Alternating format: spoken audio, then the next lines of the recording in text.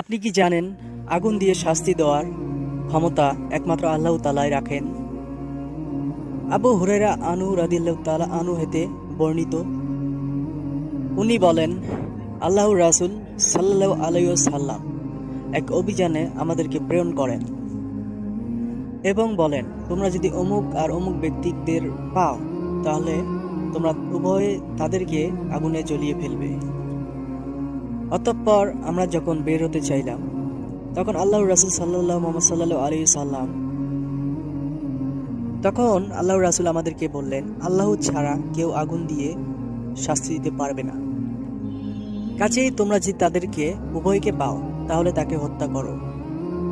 আল্লাহ তাআলা আমাদের আগুনের শাস্তি থেকে রক্ষা করো, আমিন।